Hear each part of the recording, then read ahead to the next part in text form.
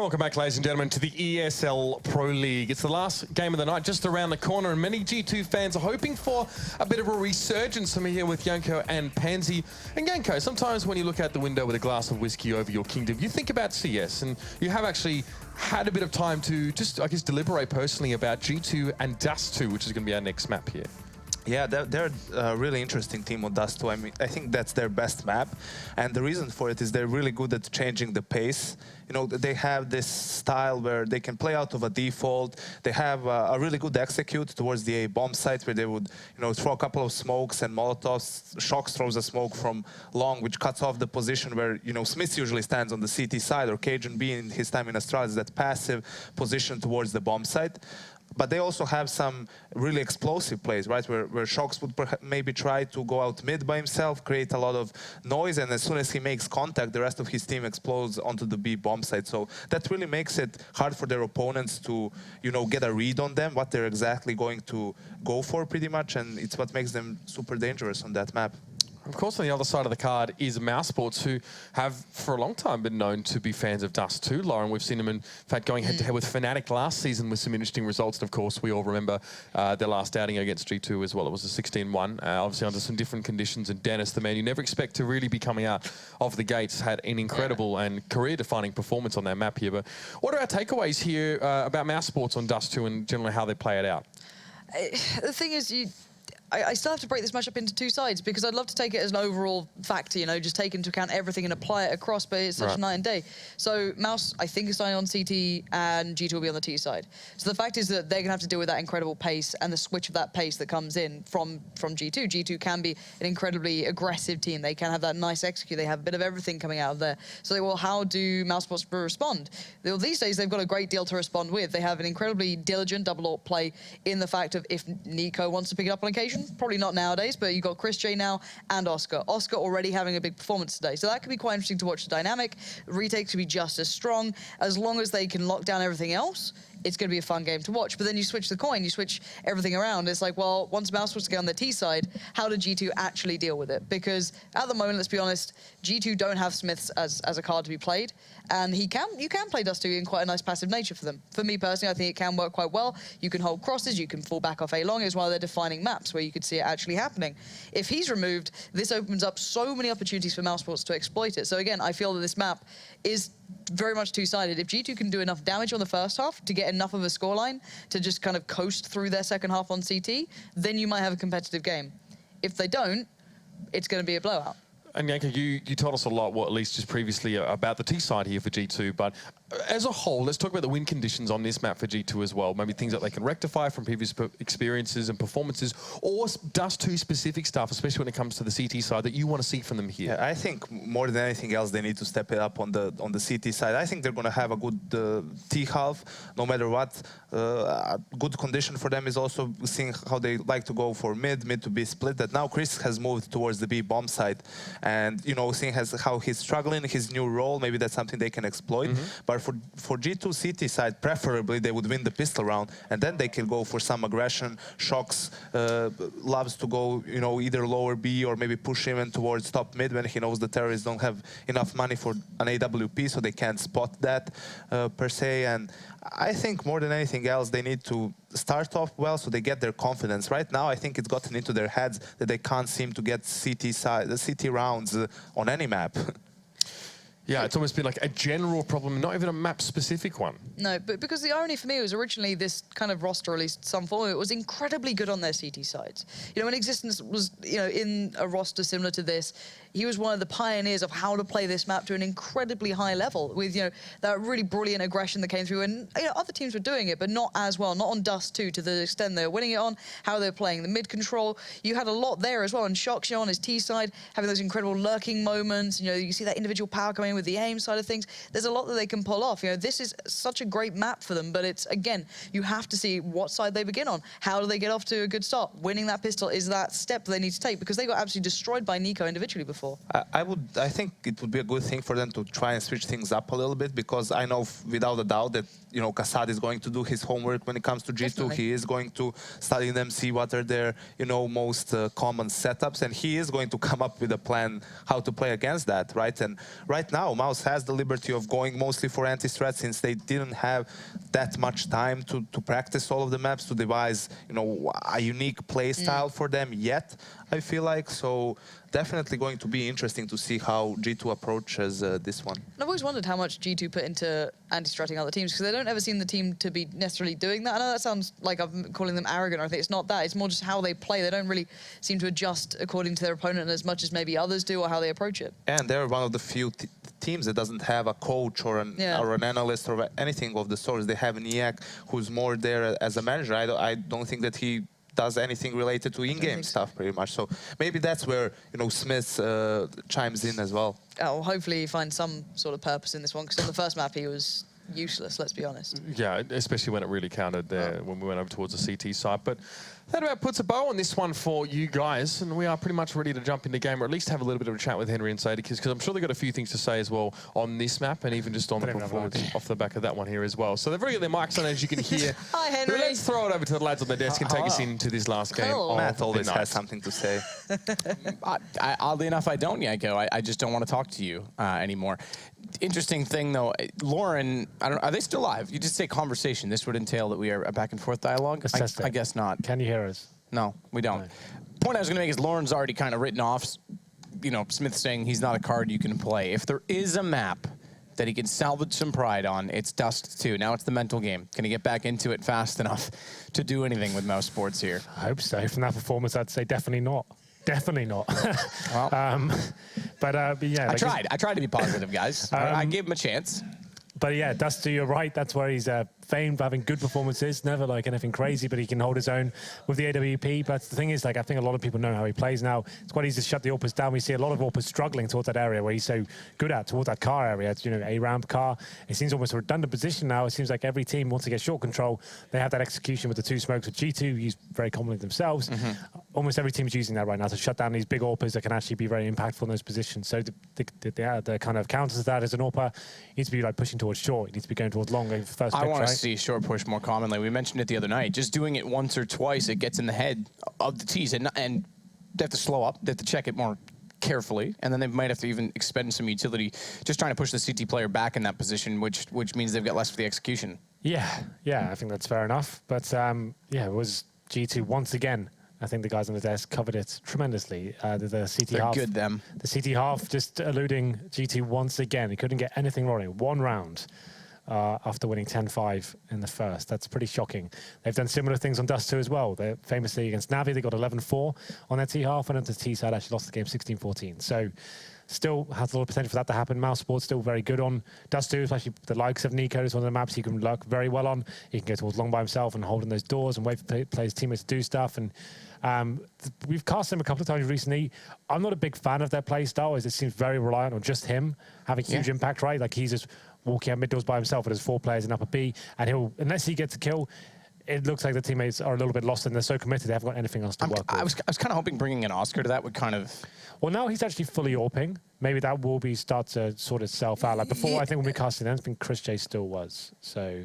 Yeah, no, it's true. You're right. It was a slow transition toward that AWP, and I know they mentioned that Chris was probably going to stay on it, but now we're seeing Oscar getting to it more and more. I think it'd be nuts not to do that. Absolutely, right. I agree. And I think Chris has had more than enough time in CSGO on the op and never really been considered top tier, which says that, you know, he may never get there. Himself, like sometimes he has a bad day with it, and he's always had to throw it over to Dennis, who could be okay, right? Like he'll never be anything crazy. But the fact that now you've got Oscar, someone who wants to AWP actively. Chris J is still very good rifler, actually. He's one of the few AWPers that can actually have world-class rifling skills as well as being a good AWPer. So that's not a massive deal at all. Then obviously have him to fall back onto for the secondary AWP.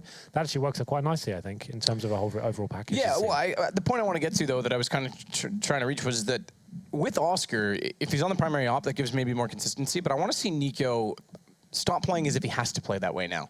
My kind of hope for Mousesports when Oscar came over was that Nico would have someone else that he could rely on, more dynamic, more versatile in that sense. Because if he has to do it every round, he's eventually going to get shut down. There's only so much he can do. And as you say, we already know he likes to go out the mid doors on Dust. If we know it, the other teams know it. Now maybe he doesn't feel as pressured to do that, or it's not even that he feels pressured, he just doesn't do it. He just says, well, I'm not going to do it this round. You do something, Oscar, or it gives him a little more strength, I guess, to open up rounds. Because again, if he continues to play with the mentality that he has to do that when he may not need to as much anymore with Oscar there, I think it's a hindrance as much as anything. Yeah, it's if that playstyle was viable, you'd see all the top teams doing that, kind of putting 4 in one position and having one just, they're not even lurking, actually trying to actively find kills at the start of the round. Like that mid-doors thing sticks out quite a lot since they were running that 3 or 4 times last time we watched them cast. Or last time we casted them, I should say. And it feels like they struggle to actually have the solid defaults and working those executions. That was something for me they were missing. But they've had time. Obviously, they just brought Oscar into the lineup at that point. Maybe they were just calling a little bit looser and trying to see what worked, what didn't. That certainly didn't work in some situations. Key player on Dust2, apparently, it's Chris J. I would say that's probably not true anymore, considering all the changes. You've got Nico and Oscar. I'd say Oscar's probably the key player here. Nico, we talk about him being the entry, the lurker, pretty much every single role. And I think we have got a server sorted here. I've just jumped into one. It's going to have all of G2 on it.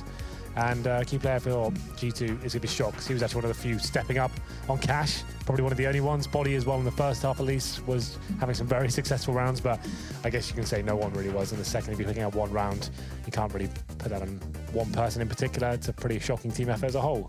Yeah, no, I completely agree. And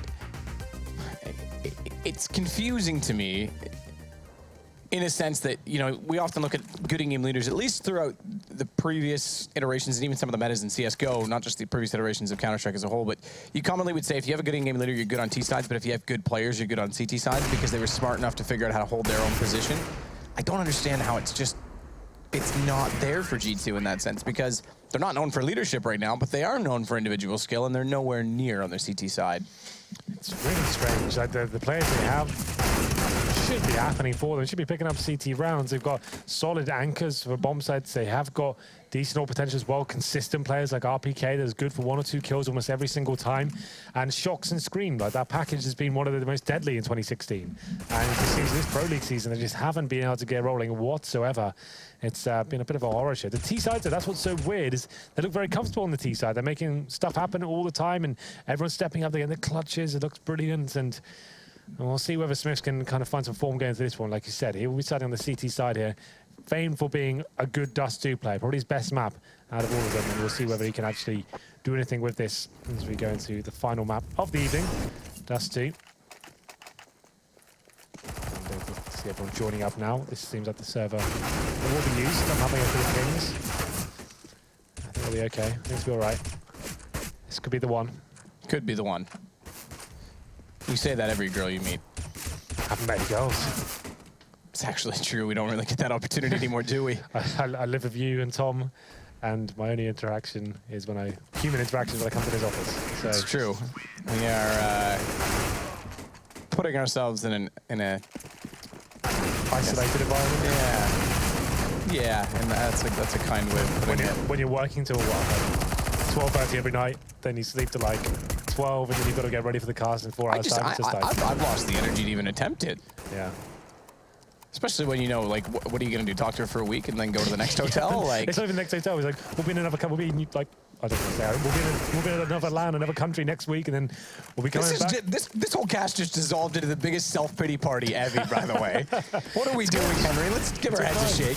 It's fine. We're just talking about this very specific topic. We're not saying it's a bad life overall. We're saying if you want a relationship and a social life, don't be a CSGO caster. It's true. It's true. Or a dog, for that matter. Don't be a CSGO caster. No, come on. I'd love to be a dog. Yeah. Sit around and literally just get love and food all day. That would be nice. I'll give you some food tomorrow. Maybe not love. Yeah, definitely not love.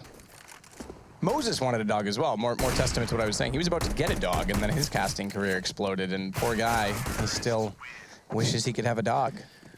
Yeah. It probably wouldn't be fair on the dog. It's definitely not. Jaden lets me know every single time I go home there's like a good 3 days of cold shoulder before she finally is like, all right, yeah, I'll be nice again. Right, well, we have got 10 players on the server, I think. We are missing one from Mousesports. It's going to be Speedy, I think. No, Speedy's on. Nico's on. Chris J's on. Dennis. Oscar, where are you? Come on. Come on. Thoughts on Dust2, Matthew? Can G2 bounce back? Well, that's a very specific question. It is. It sounded very open-ended first, thoughts on Dust2, but then you narrowed it down in an interesting way. I think this is like, for me, this is where G2 can really come into their own. It's a very loose play style, and they have actually got a really sick execute for the A-bomb site. T-side especially, that's where they start. They could have a great, like, 10, 11 rounds like they normally do. It's just now they'll be starting the CT half. If they lose the pistol here, I think it could go into turmoil once again. I think they get the pistol, they get a 3-0, they might be okay. They can just get the 5 or 6 they probably need. They know they can close the game out, but losing the pistol here, they always force them in the second, and they're always limited on that first gun round. That's when it's a bit of a problem. Like the old French squads, they used to be synonymous with winning those second round force fires. The upgraded pistols seemed like they'd be one of the strongest thing about these, like Envious and G2s and stuff like that. Obviously, different organizations back in the day, but that's what they were so famed for. It's like you couldn't hold them off even if you won the pistol. You could never do it. They were too strong. Doesn't really seem to be the case anymore. Yeah, no, not at all. I guess to go back to your original question for me, thoughts on Dust2? I think it's still the least aesthetically pleasing map in the game, but then you narrowed it down. Can G2 pull it back? Don't know. I think it's a little bit more of a map that they are comfortable on, but at the same time, Cash is not far off in their map pool. It's not, it's fairly consistent. It's level ground. And when you blow a lead as big as you do, that says there's bigger problems than the map you're playing on. It's cohesion, timings, etc. So, yeah, I'd like to think that they can, but we'll get a very quick indication of it as it appears they'll be starting on the CT side as well. So if they can get, I'm going to say 6 rounds CT, maybe there's a chance, Henry. A chance. Well, we'll see what it works out for them. There will be a D starting on the CT side. Let's talk about pistol approaches for the CTs. I think the days of the 2 boost up towards short and trying to push, I think those are over. You can see every terrorist team now, if they're playing a default, they're not committing towards middle at all. They're actually stacking and waiting for you to commit around the corner before they actually give you anything to work with there. And then you're sort of forced to fall back. There's someone waiting in lower B for you. I feel like those days probably are over at this point, but we'll see what GT brings to the table. They normally get 5 sets of armor on their CT side pistol. We'll see whether that rings true as we are getting into this one. The final map of this evening will be Dust2. G2 versus Mousesports. G2 trying to bounce back from a pretty horrible outcome, I guess, on Cash after winning 10-5 in the first half and losing 11-1 in the second. But here we go then. 4 sets of armor, body with the smoke and diffuse kit. And we'll see who decides to use that. Mousesports, on the other hand, have actually got smokes, a couple of flashes, and then 3 sets of armor. So towards middle, like I said, no aggressive play towards mid area at least. But Shoxy has pushed up to upper B. That's a lot of info gathered so early on. A lot of info. Interesting GoTV glitches around at the corner there, bobbing up and down like an Obama bobblehead. Shox is, yeah, like you're saying, a lot of information. He's known to do this. We've seen him push time and time again. You go as far back as Cloud9 qualifying for MLG, and they just got obliterated by that on so many rounds. Shox is holding up as well. So you can see Nico and Dennis actually holding him towards short.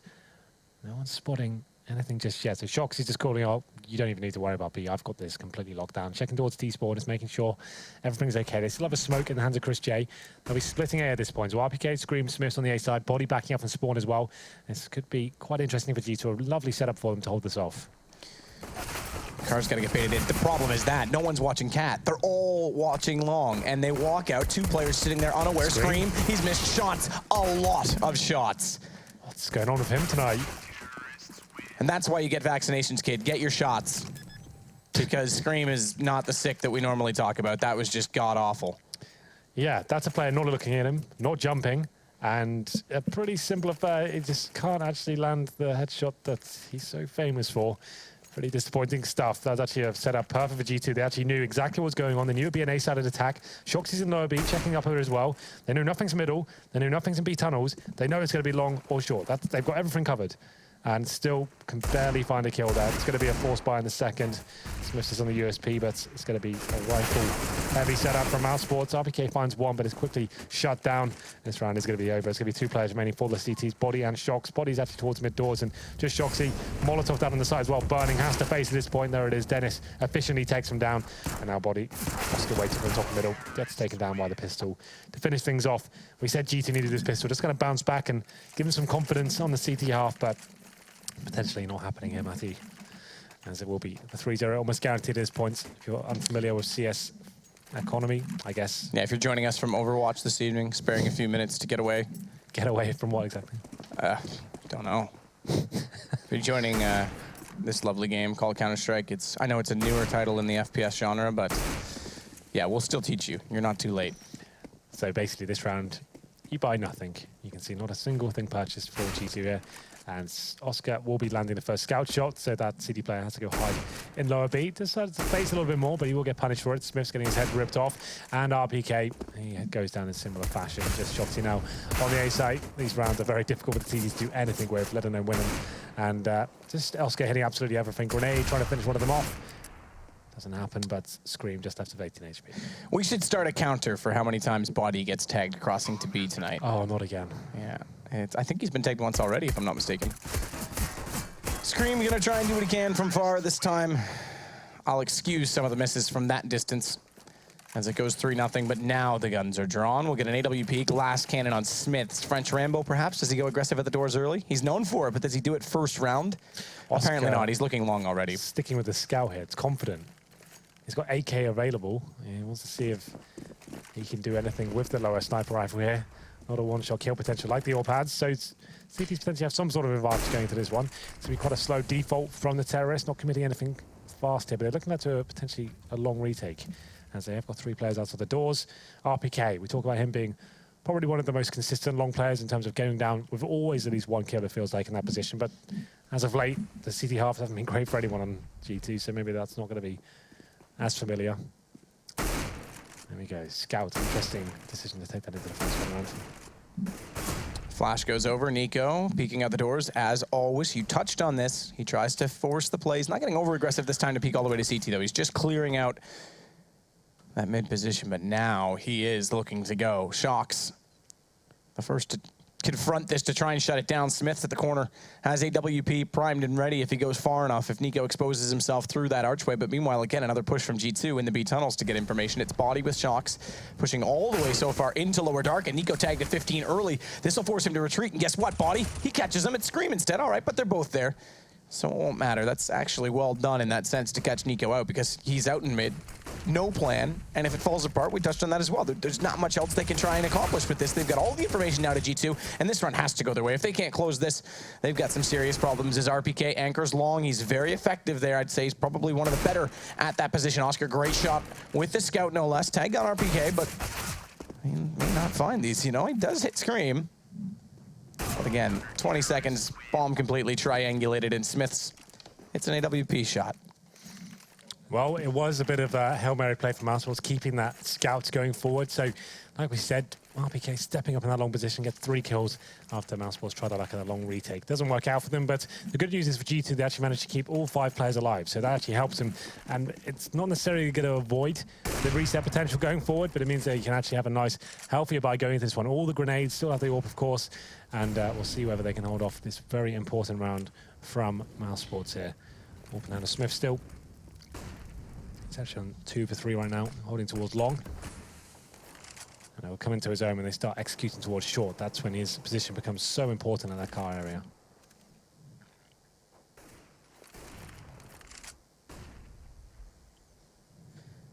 G2 with Shocks inside of the spawn, standard formation, no one getting overly aggressive this time around toward the B tunnels. And just to make sure they don't, it's Chris J to watch the position. 4 grouping in toward mid as well right now. No one confronting RPK at long this time either. So they're already getting constricted in terms of how much map they're confident in taking, I guess you could say, from Mousesports' side, considering the position and single round that G2 have. Bomb intentionally dropped down by Xbox. This will start to probe out, find the kills, both going through mid this time, Oscar and Nico. The difference being that Oscar has the AWP to lead the charge, better chance to get a kill in return rather than just get tagged up and caught out, as Nico did previously. Flash around the corner, it blinds up Nico, takes a shot toward the door regardless, as Nico was covering off the window so Oscar could do so. And this will just push G2 back inside the B site. Late smoke serves to allow the cross, but Body's found 1 in the doorway. Can't land the shot. Oscar goes down and Scream walking out. He's got 2. Bomb dropped as well. Chris J may find 1 to slow things down coming back in from the tunnels, but it's a 1 versus 4, and Scream stepping up largely with 4 kills. Yep, absolutely. After a bit of a shocker in the pistol, he seems to recover here in round number 5. Holds off that B split from Mousesports. It was Pretty lackluster, I have to say, from Mouse, is walking out, not really applying too much pressure there. CT's had plenty to work with, no vision taken away from them. The screen facing with the AK time and time again, ripping off their head every time he faced. And there it is. It's going to be G2 finding their second. They've broken the economy of Mousesports as well. Body this time, open hand, double AWP set up for G2. He's looking towards lower B. Okay, I thought surely nail that kill, but it doesn't happen. But Incendiary to hold them off. He has got backup from Smiths as well, so he should be okay for now. Get CS go'd, Body. Spray through. Desperate times, desperate measures, all of that, trying to find a kill, but they are 2 men above, so they're not overly desperate. Body finds another kill onto Oscar. Nico with Deagle. He is lethal. He nearly finds the shot to Shox just above his right shoulder. Dennis, meanwhile, does get one onto RPK, so something to write home about. Maybe. If he's still alive to write at the end of this war. Well, Dennis has got the bomb at this point. If he can plant, that's amazing. So you can see you can jump across these back cars, and it does allow you to get a bit of a funnier angle. The AWPers may not necessarily be pre-aiming that one. They're normally watching the corner tightly. But there it is. It's G2 now, picking up 3 rounds in a row. And we'll see whether they can continue this form. The money's starting to swell for them as well, but Mousesports certainly can buy going to round number 7. Oscar back on the AWP. What a crazy amount of impact here. Nico, similar sort of story. It's 2 for 5 for him. But this is where they can actually afford to be a little bit more cavalier. The CTs can actually start forcing into more aggressive situations, looking for those picks and shutting down executions. But maybe a B rush coming here. Just 5 players towards B tunnels. Not going to be rushing, but still, this is the tactic we talk about, Matt. I'm always certain of it. When Nico trying to work that kill by himself, I'm going to jump on his screen myself and see if that's what's going on. He's actually up a B with them, so maybe not. Oh, that's a good one. This is very lovely. Oscar does it reach him all the way in the corner? Certainly does. Smoke instead. Confirms he's there, yes, okay, and you're right on that, but it allows him, okay, and crossing through it to get away, but not expose himself, as was the plan of the original Flames Throne, so they don't get the shot with the WP into him. They do get a little bit of M4 damage onto him. So Oscar on 56 as a result. Shox gonna play the inner box, the bigger box in the CT spawn, gives him the angle toward the doorway itself, but doesn't see them up at the top of the ramp. That means Scream has to go aggressive, and he only gets the 1. Down he goes. As Speedy and Nico now go to work, but Shox has poked through late. He'll get traded 1 for 1 with Chris, who's still inside of middle. Has timed it correctly, but RPK, he's taken the invitation during all of this to walk out from long. Bomb's down inside of middle. Do they see it? I imagine Smiths did, as shots go either way. It's 25 HP for Nico to go against this, as it is suddenly a rotation from RPK toward the doorway. He's not going to get aggressive. Just cover this off. Make sure Nico, when he grabs the bomb, gets caught out. 36 seconds, though. There's ample opportunity for Nico to find this shot towards CT. 2 versus 1, 30 seconds, and actually look at this kill towards Smiths as well. Very patient stuff. You have to wonder why Smith was facing alone there, but still 1 versus 1. RPK left of the AK-47. Nico's low HP as well, but you can see he's trying to be a bit smarter about this one. Not just going to be committing to the plan straight away. Wants to see if RPK is going to go hunting for the kill, which he will, but he pulls out the knife at the wrong moment, and RPK, easy frag from him in the end, recovers the AWP, and 4 rounds in a row for G2. Actually, you started to look a little bit deadly here. You said if they get about 6, you felt like they could win this. Right now, they're on the precipice of getting 5, because it's going to be another eco here for Mousesports. It's going to be Deagles, PD-50s, that's about it. A couple of flashbangs. And we go into round number 8. This is looking, after losing the pistol as well, it's looking a lot more convincing for G2 at least. You have to say that Mousesports, in terms of their approach, very basic stuff, just maybe lurking around the map and not actually executing strategies or even defaults, just walking out of key positions like middle, trying to find their big players, opening things up, and G2 have just been able to exchange. Long shutdown. I was hoping for it, Henry. I was trying to build up what was an anti-eco potential ace. 4 kills regardless from RPK. Very well done. As they just walk in to a turret. And it'll be a 5th round for G2, but Mousesports, as a result of doing so, will allow this lost round bonus to hit 5 rounds. And perhaps have done us a service as spectators, because we get the weapons drawn sooner. Oh, Body, he's tagged. Again. There's 1. All right. If anyone's wondering what we're talking about, is another Pro League game against Navi and G2, and Body must have got killed or tagged for the doors, what, maybe 7 times, I think it was. Total. Someone made a video on it, saw that. strictly on that. I saw. And I think he even tweeted to Guardian at the end of the game saying, I'd like to cross over to B with full health just once, please. Either way, he's tagged this time, 51 HP, but it's on A. They're going to make their initial approach, try and breach toward the site with Molotovs and smokes. Jumping up, though, the Gopher on top of the boxes, down by spawn, does get the information that they're there. So what's the response? It's to call over a 4th member. Rather than playing a 2-1-2 and having The one being CT spawn favoring A. They go for a 3-1 with CT included. And they'll let Body just anchor the B site in the event that they rotate back around, but they're not. They're committed. They're inside, and Shocks, he'll go down toward Goose. It's Smith that has to hit something in return and cannot. Speedy finding him. Chris J finding Scream. Bomb going down, and Mousesports just absolutely annihilate them on the way through. Bit more traditional execution there. Get some short control, go up towards an actual key choke point together instead of walking out middle, and actually do a very good job. Chris J with the orb this time. He's going to be saving that for the double orb setup, and 3 kills with him. Body. The last player remaining, not dropping a single frag. Mousesports maybe finding a weakness in the GT defense. He can finish things off, but GT still have plenty of residual cash. Had some pretty clean rounds. And after losing 5 in a row, Mousesports bouncing back, double orb setup on the T side. And that was much faster and much more efficient. From, I guess, I was going to say the German side, but they only have 2 Germans now. Yeah, it doesn't really ring true anymore, does it? We're seeing more and more a mix of European teams.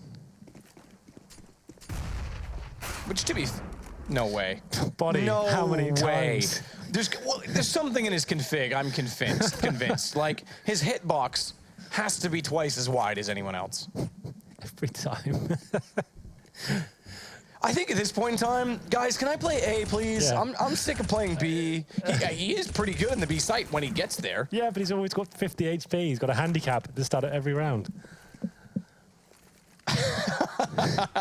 I'm so done. That is unbelievable.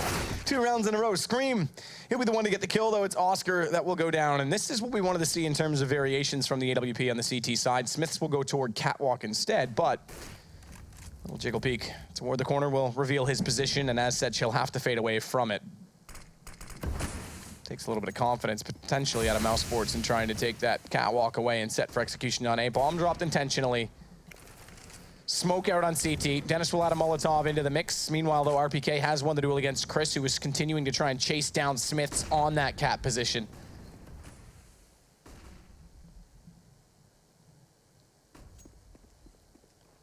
So 2 plays onto 4, and a lot of noise being made by Nico to get toward long. Too much noise. Shock's just staring it down with an AWP. That's Bomb. Completely covered off. This is going to be a reset for Mousesports as well, which is a huge problem because we talk about G2's struggling CT sides. If you give them the gift of money and take that which you did possess away, you're going to make it a little bit easier for them than potentially it would have been. So 6-4 already. They've got that round number that I thought would be reasonable for them. Yeah, Mousesports trying to do what they can towards the long area there, and just the bomb getting dropped. The orb's not really having too much impact. Only finding 1 frag in total. That was on towards Shocks, but it's going to be Mousesports still with money available after the resets alone. It's going to be still an AWP in the hands of Oscar here, and Chris J back on towards the rod of the AK-47. Not again, Matt. Cross. When we switch to him, we just hear a bullet hit the wall. I'm like, oh my God. Look how much more hesitant he was across that time. Regardless, with no damage done, it's still going to be Mousesports that get the opening kills. Chris J with 2, blinded up Smiths. He does get Nico as his vision slowly restores, goes for more, and it's Speedy he'll find, but Chris comes around and completes the hat trick, using his teammate as the meat, the bait, but it is going to be Oscar, the second man finally for Mousesports to get a kill, the 4th in total they've got on this round. He's gone down since. It's on to Scream, 1 versus 2. Still has some footing into this round as the bomb has only just been planted. 2 players with 1 bullet potential from this M4, which we know he can be very accurate with indeed. They're both going to be turtling up on the A side as well. 1 player to face. That's Chris J. Gets his head completely ripped off. 1 versus 1 now. Dennis desperately trying to cower on the side. Doesn't want to give anything away, but Scream, he can smell him on the side, but apparently Dennis catches him out, faces the exact right time, and he's going to be picking up the AWP as well. And the round saved for Mousesports there. I thought Scream had that one tied up, but he's just getting closer and closer to the bomb site. And I mentioned the reset, it was, but the efficiency of the previous round allowed them to force again. You can still see how in tatters their money really is. So even in this round, they're going to be struggling to get guns out. And there's just enough to force in return for G2, who know the situation. So this is very much a break potential either side. Body, congratulations, my friend. You've made it to be now successfully 2 rounds in a row. Well, then, not a great buy for either side here. You can see a UMP and a Tech 9 in the hands of Mousesports.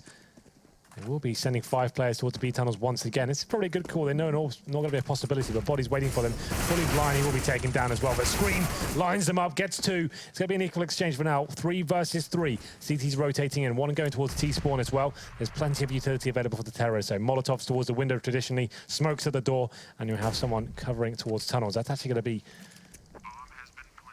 Dennis for now as he listens out for T-Spawn, but shocks everything's up at the 5-7 headshot. Gets a double, in fact.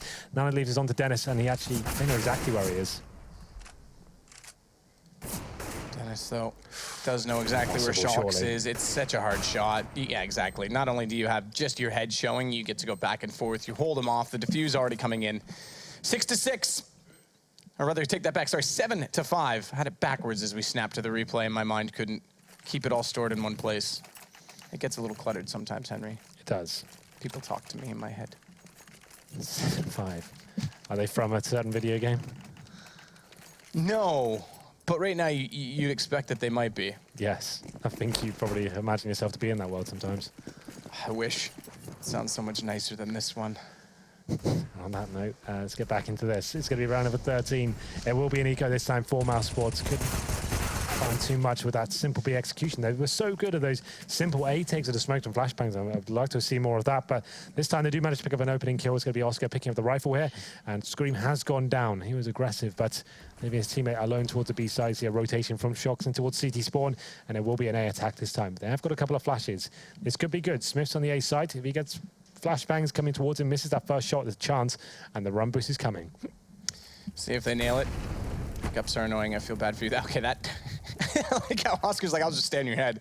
It's fine. Maybe you can run boost me toward mid where Shocks is coming. And he gets there. That is a clever peek so fast. Drops bomb, gets away. He's isolated himself behind the box. They can't double peek him. Oh, no. He gets two and Body shows up to bail him out. That is the most awkward exchange.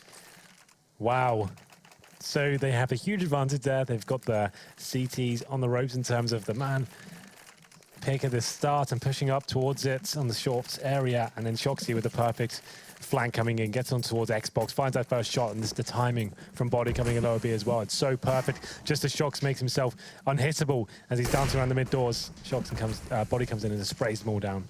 So lovely stuff. It's going to be 8-5 there, and another long retake from RPK by himself this time, pushing through the smoke. Dennis gets the opening frag.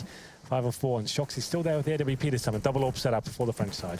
Double up setup again. Shocks and Smith's not Body this time. Scream all the way through T-spawn. This could be actually quite good because they're not getting anywhere at long. And even if they want to go back and try and evaluate middle, they've got to go by that T-spawn position that Scream is soon going to occupy. Good shot from Shocks. He'll take down Oscar to start it off.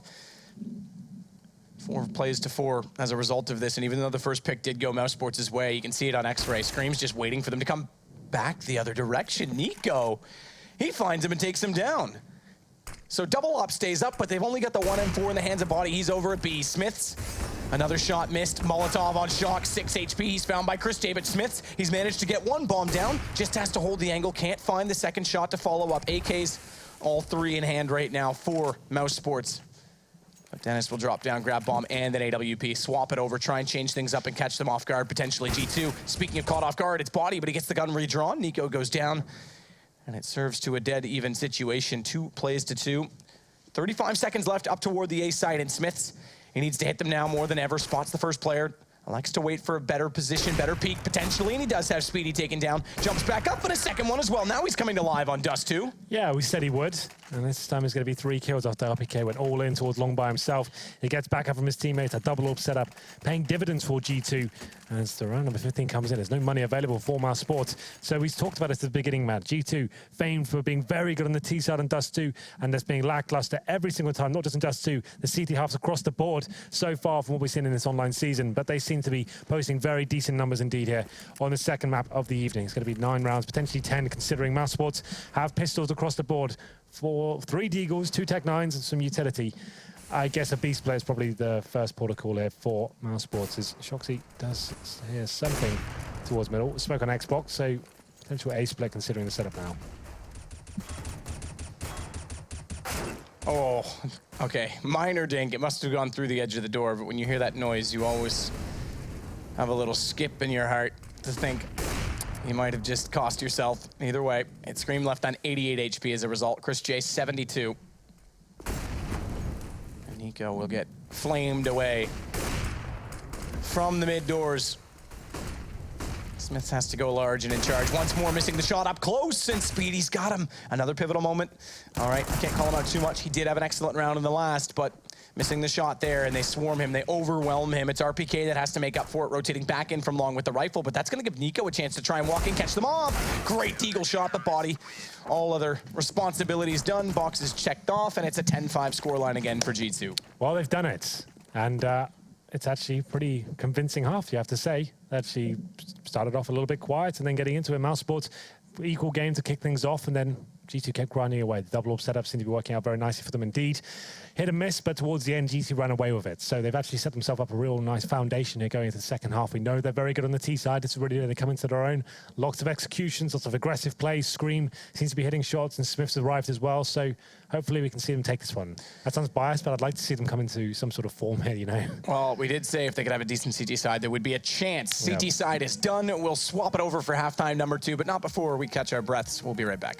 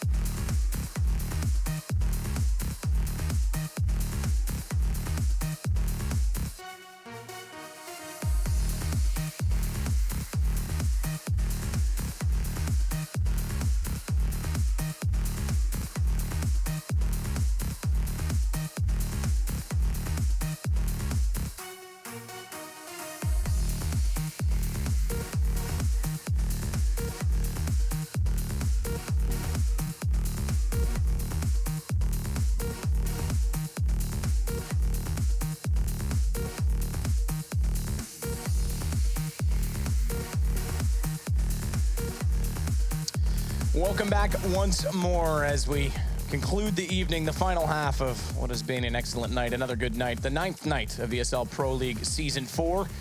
It's G2 and Mousesports in their second of 2 maps. Mousesports did take the first on an excellent comeback, but CT side out of the way, it's G2 with a great lead here. 10-5 is where we sit right now, Henry. Yeah, absolutely. This is the first time we've seen G2 have a big lead on the City half, probably all this season in the 9 days you talked about. So hopefully they can actually convert this to a victory, just to kind of show them it wasn't a one-off half, that they can actually convert this into a T-side success as well, which I think they're more than capable of. Their T-side, as discussed before in the break, very good at executing. They kind of defined how that execution should be. I think a lot of teams have copied how they actually do it. It's so strong. But we go into the pistol now. G2, 3 sets of armor. Smiths with the Tech 9 and Scream, of course. He did it so many times. Scream opening up that B side, but I think Mousesports will be aware of it. I would love to see him just get that 1 dig once again. Let's see if he can do it. Headshot nearly goes into the back of Smiths from Scream with the deagle. Well, there you go. It's aggressive. It's in the site already. And G2, RPK, he's been showing form on pistols as of late, I have to say, which is great to see from G2 because they need pistols. We talked about their influence, and specifically on halves when they struggle, it's body to close it out. They line up, and it's a double headshot from the Glock. It's almost flawless from G2 as they walk into the B site. 11-5 now, and again, T side. Good start. We might be done quicker than we would have expected here. Yeah, I agree. And that's the same pistol they've run every single time we watch them play Dust2 here. Scream at the deagle, a couple of Tech 9s, some Glocks. They have 1 smoke when they get in the side as well to deny the retake. And you'd think something so simple shouldn't be so effective, but they wait for there's not a rush, right? They're waiting for the initial utility to be used, and the CT's facing for the platform. They've got 5 terrorists looking at them.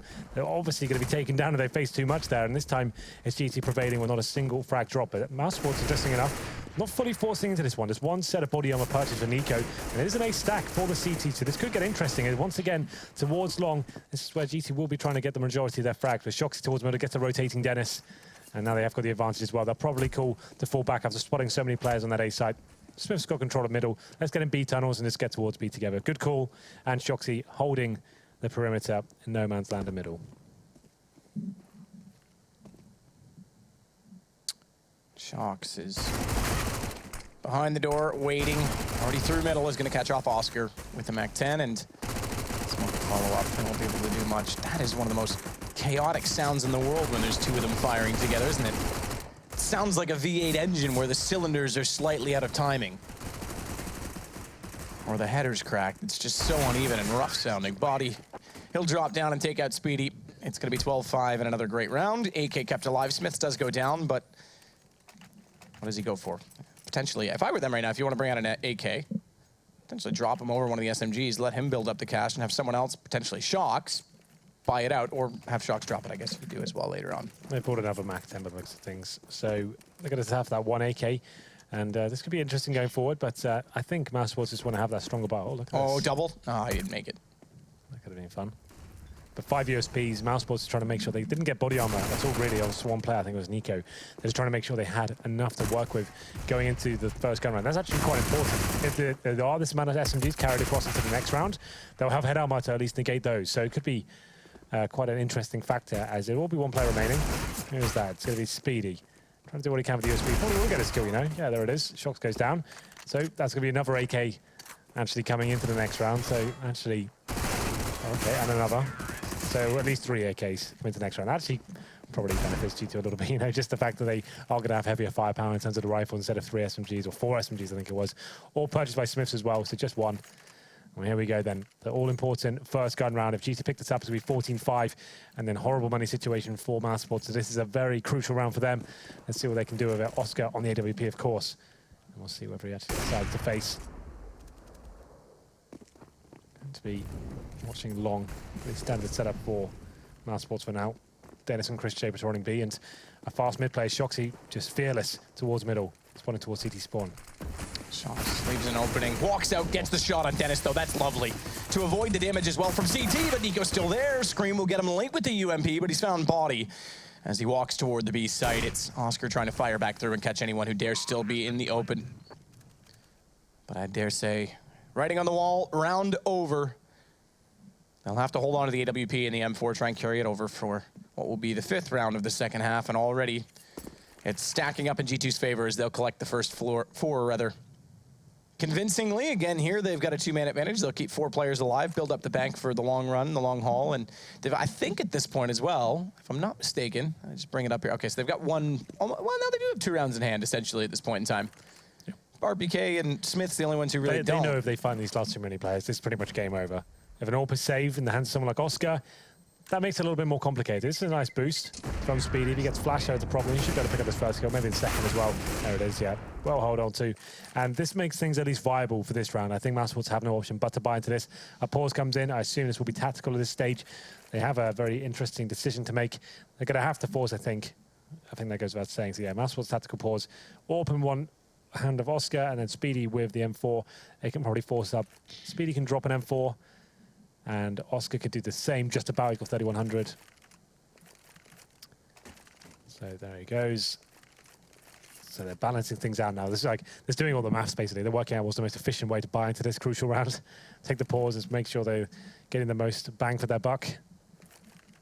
Exchanges have been made. But G2 looking to close things out right here, right now. They know the money's not great for Mousesports, but saving the AWP, like I said. And someone like Oscar, that could be enough.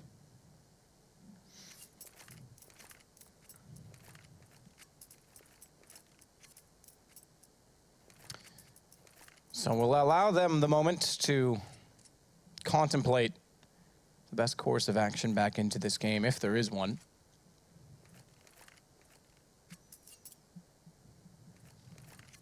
Not many kills on that Mousesports side, is there? Chris J leads the way. 15 kills for him, but everyone else single digits, despite that we're on the 19th round. The final buy is coming, I should say. Did I just hear a phone? Oh, it sounds like the dial tone ringing. Must be a static connection somewhere. It's like a fax machine. Maybe a fax is coming in. Rushley, is that you? Well then, AWP for Oscar. Chris J with the M4, same for Dennis. There is a UMP in the hands of Nico. You probably want to give someone over his caliber the rifle, but you know, we'll see what happens with that. Tons of money available for G2. So even if they don't win this round, they have a successful one. They get that's like a 1v1. It's going to be pretty interesting to see how Mousesports can actually bounce back from this. Full investment into this, of course. The unpause comes in. G2, as I mentioned, if they win this one, it's going to be all sorts of trouble for the CTs coming back. But here we go. Double AWP set up on the T side. Shocks. Ooh, nearly does get a tag. Okay. Okay, exactly. Goes back forward. Oscar's already got it lined up, so all he did is give up the first shot and the angle. They're going to go on the B site regardless. Chris goes down. Good entrance from Scream. Very good entrance, because now this pulls back what was lost in that initial exchange at mid. Dennis forced out of the site. He's going to try and go back. That's terribly thrown. I can be Twitch chat. Watch this. NA flash. As the smoke out of the door, Nico's going to try and push through it. There's 3 people in front of him. We see it. He doesn't. He'll find it, though, as the UMP gets the headshot. Rather, not the headshot. Next shot on RPK. Whatever it is, it's a kill. It's effective. But they've still got to do a lot more than that to take the site back. This is so chaotic. And Nico, he may be the victor in all of it. He does get a kill on Smiths, but that's all he'll find. Body. He trades it immediately back. There's still full HP, though, on Speedy and Oscar. And they are in the B tunnels. I think they're aware of this, though. Scream, he's still considering the doorway, but a flashing, quick check. Don't leave your back exposed in that position when you have no idea where they are. They now look. AWP goes down. That's the hard job done, but 6 HP. Body's just going to book it to the A site. Well, this is where the mind games begin. Obviously, the correct forward BA is going definitely towards A, but Body, he's outplayed by Speedy, very aware, checking every possibility. And everybody overthinking that situation. 6 HP, trying to catch him out as he would be rotating potentially there, but actually gets caught in his own game. But like I said, if it comes down to a 1v1 like it just did, the money still is going to be a trouble for Mousesports. He managed to salvage an AWP, but the reinvestment for the rest of the team, it's going to be difficult for them to get AKs. I mean, well, M4s, as you say, across the board. We'll see what they do manage to get. So there's a Famous, lacking kits, no incendiaries. Chris J with nothing at all in terms of utility. So Oscar, once again, he was good for the first pick in the previous round. Can he replicate the success? As it's another long take from G2. Smokes have failed, though, horribly. So does give a little bit more vision than they're used to, CTs. Boost up at elevator. To the penthouse for Oscar. Unfortunately, there's no party just yet. He's not invited to the penthouse. Now he's got his entrance. As it's going to be Shocks that goes down. Smiths. He's just tempting fate with this AK, trying to clear out the corner. Does push them back. Flash as well, nearly catching the dropping CT as Oscar's going to bring his AWP back out. Kenny has style on that wall. We saw him try that with Envious multiple times last week. Doesn't find the shot. This forces 2 players down towards CT, which has a massive opening, but there's no smokes, which therefore can actually still be an opportunity for Oscar to find a shot. You would have thought 2 players in CT means they almost give up and concede to the retake. They're going to throw a bomb to try and make that the case, but Smith is so scared. It's okay, little boy. You'll be okay.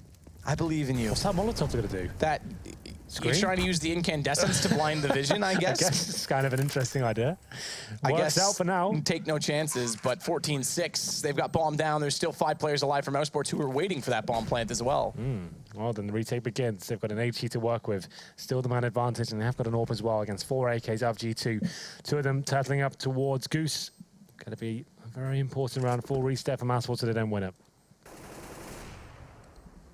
First shot, Oscar. Successful, but RPK and Body. They'll pull it back, and Body doubly so. Takes down Speedy. He's got another. It's Dennis, but Chris Jane here. Now in a one-on-one, and Body. He's got positional control. He turns back. It's another 4K for him. He's been great at the clutches on T-side.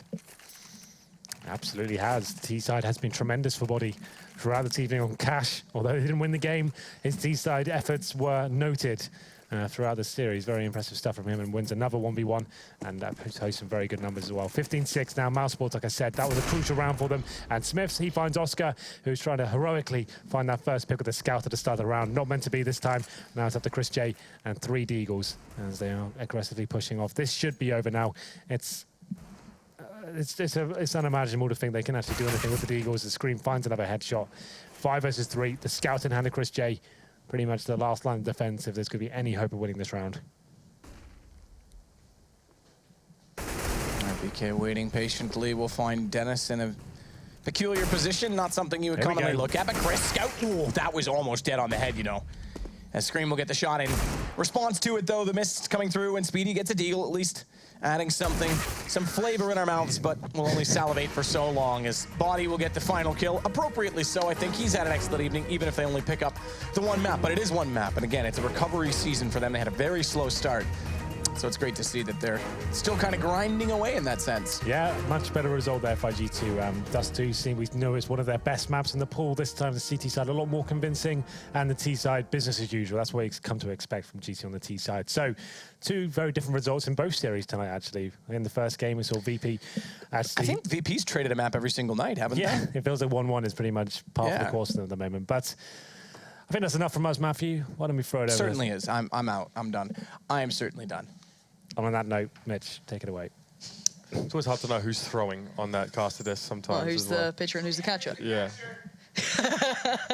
Well, that was sulphurous there as well. Okay, so onto Dust2 there as well. G2, you talked about them earlier on in the game as well. Expected more from them here. Did you expect them to have such a solid-looking CT side here? Definitely not. I mean, not looking how they played recently Pro League, I wouldn't expect them to get 10 rounds. I expected them to, play better than they did on Cash. But they, you see why Dust2 is their strongest map. It's where Smith is in his element. It's his favorite map as well. We saw Scream in that, second gun round, pretty much getting the 4 headshots when Mousesports tried the mid to B split, and already there you could get a sense, all right, this is not going to be, a weak CT side for G2.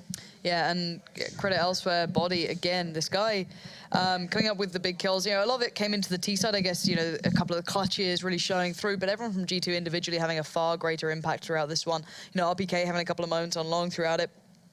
And their CT side was far more robust. It's a huge buffer for them to have in comparison to their previous games where they seem, completely a shambles. But to flip the switch as well, Mousesports seemed to lack a lot of the punch that they came in with on the first map. Well, yeah, definitely a much softer performance from these guys here on that map. We saw some individual moments there as well, especially from Oscar and Nico yet again.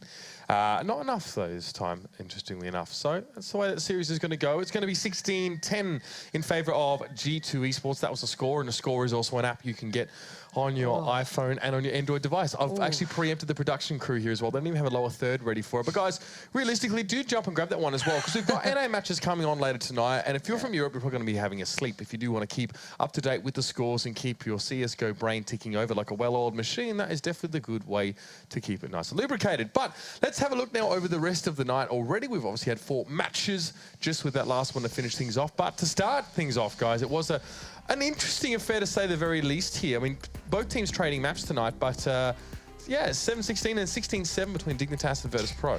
Yeah, we got a glimpse of the plow on the first map there, Dust2. Virtus Pro got off to a phenomenal start. Dignitas just looked like they were reeling almost, and then Dig kind of came into their own on the second map there on Mirage. You started to see the classic things that people like to see, and then Virtus Pro just didn't quite have enough answers to it just yet. And we did see a little bit of an error there as well. It was 16-10, the final score between Mousesports and G2. Dun, dun, dun. But let's have a look at what's coming up later as well. Still plenty of matches going to be coming thick and fast towards us now as well. This is what's going to be happening on the NA region, of course, later today.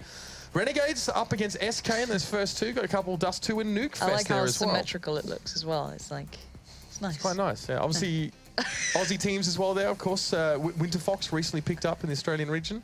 Imagine, who was previously with Immunity, sort of being the core of that roster. So it'll be interesting to see how they sort of start to perform as well. We have a look at the standings after tonight, because we definitely raised a few questions about where G2 would be sitting. And, well, not bad, guys, but still 8 losses there. Can't be a great sign for them. Yeah, definitely not. I mean, they really need to step up. We were kind of referencing it that probably 8 is the maximum number of losses you could afford if you want to have a chance at qualifying for the finals. And G2 is already at that number with 8 games, no? 10 games still to play. Yeah. So, I mean, it's going to be hard getting through the rest of the league without a single loss. Yeah, not ideal. You see Mousesports at 3-3, obviously not having played as many games as some of their counterparts in the league, so a chance for them to still break into that top echelon there.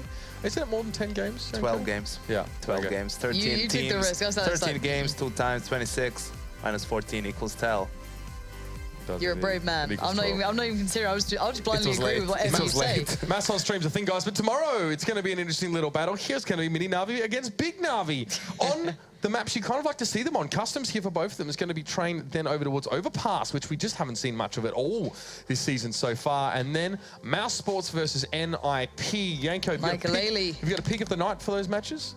Oh, definitely the Score Esports hot match of the week.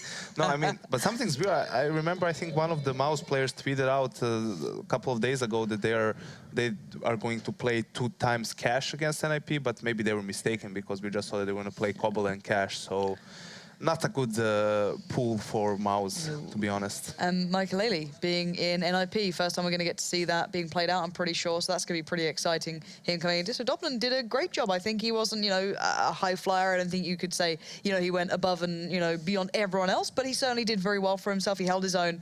But I know a lot of the people out there are sitting there, very happy to see this player coming back towards the lineup. There'd be a lot to be said about it, how he fit in personality-wise with the team. Sure. Certainly a big point to pull up. But again, lot to be seen on that one. Very exciting match. We also get to see Navi after that intense boot camp with SK back in the saddle. I mean, they have a 4-0 scoreline, so if they manage to get 2 against Flipside, they're sailing. Yep. That's right. That will be an interesting matchup as well, especially because of how the teams understand each other and how they all play around them. Flipside definitely need a win here as well, but Navi are unlikely to give up any more games. Guys, let's wrap things up for tonight. We can go our separate ways and just forget all of this ever happened, but maybe just the results can stick in your head, or you can look at the table. That's also fine. It's been a pleasure to have you with us tonight. We're going to be back tomorrow night, 7 p.m. for our last match day of the week.